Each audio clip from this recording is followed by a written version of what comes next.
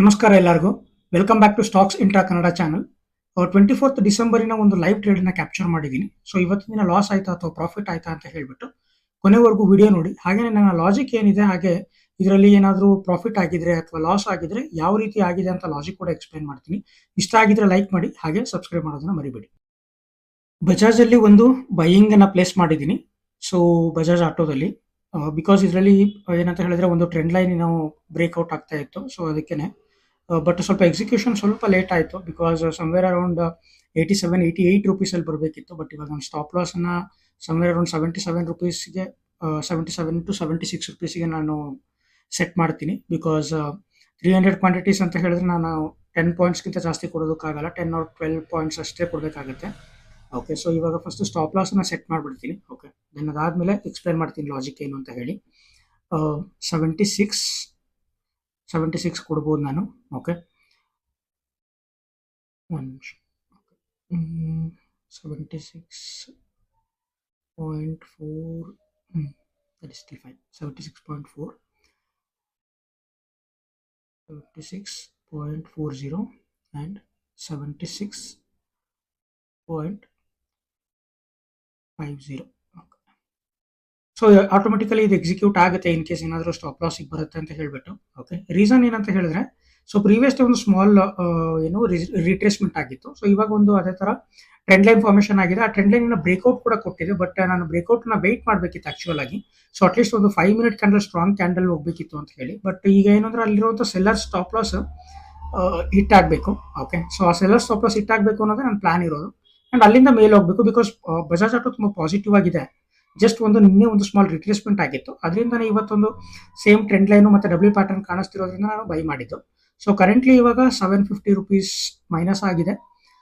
ಇದರಲ್ಲಿ somewhere around ನನಗೆ ಒಂದು 3500 ಸಮ್ವೇರ್ ಅರೌಂಡ್ 3500-600 ನನಗೆ ಲಾಸ್ ಆದ್ರೂ ಪರವಾಗಿಲ್ಲ. ಬಟ್ ನನ್ನ ಎಕ್ಸ್ಪೆಕ್ಟೇಷನ್ ಏನಂತ ಹೇಳಿದ್ರೆ, ಅಟ್ಲೀಸ್ಟ್ ಇಲ್ಲಿಂದ 90 ರೂಪಾಯಿಂದ ಒಂದು 120-121 ರೂಪಾಯಿ ತನಕ ಅಟ್ಲೀಸ್ಟ್ ಹೋಗುತ್ತೆ ಅಂತ ನನ್ನ ಎಕ್ಸ್ಪೆಕ್ಟೇಷನ್ ಇದೆ.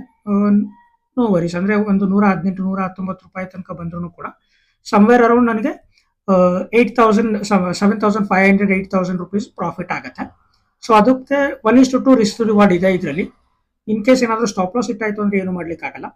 ಓಕೆ, ನೆಕ್ಸ್ಟ್ ಟ್ರೇಡನ್ನ ನೋಡೋಣ. ಬಿಕಾಸ್ ಈಗ ಪ್ರತಿಯೊಂದು ನಿಫ್ಟಿ ಎಲ್ಲ ಕಂಪ್ಲೀಟ್ಲಿ ಸೈಡ್ ವೇಸ್ ಹೋಗಿದೆ. ಸೊ ನಾನು ಸೆಲ್ ಸೈಡಿಗೆ ಎಕ್ಸ್ಪೆಕ್ಟೇಷನ್ ಮಾಡ್ತಾ ಇರೋದು. ಬಿಕಾಸ್ ಬೈ ಸೈಡ್ ಅಲ್ಲಿ ಏನಾಗಿದೆ, ಇನ್ ಕೇಸ್ ಏನಾದರೂ ಇದು ಬ್ರೇಕ್ಔಟ್ ಕೊಟ್ಟರೆ ನಾನು ಬೈ ಸೈಡ್ಗೆ ಹೋಗ್ಬೋದು. ಓಕೆ, ಬಿಕಾಸ್ ನೆಕ್ಸ್ಟ್ ರೆಸಿಸ್ಟೆನ್ಸ್ ಬಂದು 26,277 ಅಲ್ಲಿ ಇದೆ. ಇವಾಗ ಏನಾದರೂ ಇದೇ ಸೈಡ್ ವೇಸ್ ಅಲ್ಲಿ ಇದ್ರೆ ಜಸ್ಟ್ 26,200 ಮತ್ತೆ 160 ವರ್ಗೂನೇ ಇರುತ್ತೆ. ಬ್ರೇಕ್ಔಟ್ ಕೊಟ್ಟರೆ ಮೇಲ್ಗಡೆ ಹೋಗೋ ಚಾನ್ಸಸ್ ಜಾಸ್ತಿ ಇರುತ್ತೆ. ಸೊ ಅದಕ್ಕೆ ನಾನು ವೆಯ್ಟ್ ಮಾಡ್ತಾ ಇದ್ದೀನಿ. ಆಸ್ ಆಫ್ ನಾವು ಕಂಟಿನ್ಯೂಸ್ ಕ್ಯಾಂಡಲ್ ಇರೋದ್ರಿಂದ ನನಗೆ ಇಂಟ್ರೆಸ್ಟ್ ಇಲ್ಲ. ಬಜಾಜ್ ಅಲ್ಲಿ ಇವಾಗ 1,065 ರುಪೀಸ್ ಪ್ರಾಫಿಟ್ ಅಲ್ಲಿ, ಐ ಮೀನ್ ಲಾಸ್ ಅಲ್ಲಿ ಹೋಗ್ತಾ ಇದೆ. ನೋ ವರೀಸ್, ಮ್ಯಾನೇಜ್ ಮಾಡೋಣ ಹೀಗೇನೆ. ಓಕೆ, ಸೊ 119 ಪಾಯಿಂಟ್ ಹೋಗ್ಬೇಕು, 121 ಅದೇ ನಾನು ಆವಾಗಲೇ ಹೇಳಿದ್ನಲ್ಲ. ಸೊ ಅದೇ ಪಾಯಿಂಟ್ಸಿನ ಹೋಗ್ಬೇಕು ಅಂತ ಹೇಳಿ ನೋಡೋಣ ಯಾವ ರೀತಿ ಹೋಗುತ್ತೆ ಅಂತ ಹೇಳ್ಬಿಟ್ಟು. ಸ್ವಲ್ಪ ಆರ್ಡರ್ನ ಎಡಿಟ್ ಮಾಡಿದ್ದೀನಿ, ಸ್ಟಾಪ್ ಲಾಸ್ ಸ್ವಲ್ಪ ಕಡಿಮೆ ಮಾಡಬೇಕು ಅಂತ ಹೇಳ್ಬಿಟ್ಟು. ಓಕೆ, ಸೊ ಇನ್ ಕೇಸ್ ಇದು ರಿಜೆಕ್ಷನ್ ಬಂತು ಅಂತ ಹೇಳಿದ್ರೆ I was about to wait ಇದನ್ನ. ಸೊ ಒಂದು ಸ್ಟ್ರಾಂಗ್ ಕ್ಯಾಂಡಲ್ ಅನ್ನ ವೆಯ್ಟ್ ಮಾಡಬೇಕಾಗಿತ್ತು ನಾನು ಆಕ್ಚುಯಲ್ ಆಗಿ. ಬಟ್ ನೋ ವರಿ, ಸಮ್ಟೈಮ್ಸ್ ಏನಾಗುತ್ತೆ, ಆ ಕ್ಯಾಂಡಲ್ ವೆಯ್ಟ್ ಮಾಡಬೇಕಾದ್ರೆ 10 ಪಾಯಿಂಟ್ಸ್ ನಾನು ಅಲ್ಲೇ ಕಳ್ಕೊಂಡ್ಬಿಟ್ಟಿರ್ತೀನಿ. ಸೊ ದಟ್ ನನ್ನ ರಿಸ್ಕ್ ಕಡಿಮೆ ಆಗುತ್ತೆ. ರಿಸ್ಕ್ ಕಡಿಮೆ ಆಗ್ಬೋದು, ಬಟ್ ಏನಂತ ಹೇಳಿದ್ರೆ ನಾನು ರಿವಾರ್ಡ್ ನ ಸ್ವಲ್ಪ ಜಾಸ್ತಿ ಎಕ್ಸ್ಪೆಕ್ಟ್ ಮಾಡ್ತಿರೋದ್ರಿಂದ ಆ ರಿವಾರ್ಡ್ ನ ಕಳ್ಕೊಳ್ಳೋ ಚಾನ್ಸಸ್ ಜಾಸ್ತಿ ಇರುತ್ತೆ. ಅದೇ ರೀಸನ್ಗೆ ನೋ ವರೀಸ್. ಬೇರೆ ಇನ್ಯಾವುದು ಕೂಡ ಸ್ಟಾಕ್ಸ್ ಅಲ್ಲಿ ಅಷ್ಟೊಂದು ಏನು ಸೈಡ್ ವೇಸ್ ಎಲ್ಲ ಕಾಣಿಸ್ತಾ ಇದೆ. ಸೊ ಇದೊಂದೇ ನನಗೆ ಸ್ವಲ್ಪ ಚೆನ್ನಾಗಿ ಕಾಣಿಸಿದ್ದು ಬಜಾಜ್ ಆಟೋ. ಅಂಡ್ ಇವಾಗ ಆಸ್ ಆಫ್ ನಾವು ನಿಫ್ಟಿ, ಬ್ಯಾಂಕ್ ನಿಫ್ಟಿ ಎಲ್ಲದನ್ನು ಕೂಡ ಸ್ವಲ್ಪ ಸೈಡ್ ವೇಸ್ ಅಲ್ಲೇ ಇದೆ. ಸಿನ್ಸ್ ಹಾಲಿಡೇ ಇರೋದ್ರಿಂದ ಪ್ರೀಮಿಯಂ ಮೆಲ್ಟಿಂಗ್ ಜಾಸ್ತಿ ಆಗುತ್ತೆ. ಲಾಸ್ಟ್ 2 days ಇಂದ ಇದೇ ಸ್ಟ್ರಗಲ್ ಮಾಡ್ತಾ ಇದೀವಿ ಆಪ್ಷನ್ ಬೈಯರ್ಸ್ಗೆ ಅದೇನೆ ಟೈಮ್ ಡಿಕೆ ಅನ್ನೋದು ಇದೆಯಲ್ಲ. ಸೊ ವಿತೌಟ್ ವಾಲ್ಯೂಮ್ ಅಲ್ಲಿ ಆಲ್ವೇಸ್ ನಾವು ಸ್ಟಾಪ್ ಲಾಸ್ ನ ಜಾಸ್ತಿ ಕೊಡ್ತಾ ಹೋಗ್ತೀವಿ ಆಪ್ಷನ್ ಬೈಯಿಂಗ್ ಅಲ್ಲಿ. ಸೊ ಸೆಲ್ಲರ್ಸ್ನೇ ಯಾವಾಗಲೂ ಈ ತರ ಒಂದು ಮಾರ್ಕೆಟ್ ಅಲ್ಲಿ ಮನಿಯನ್ನ ಅರ್ನ್ ಮಾಡೋದು.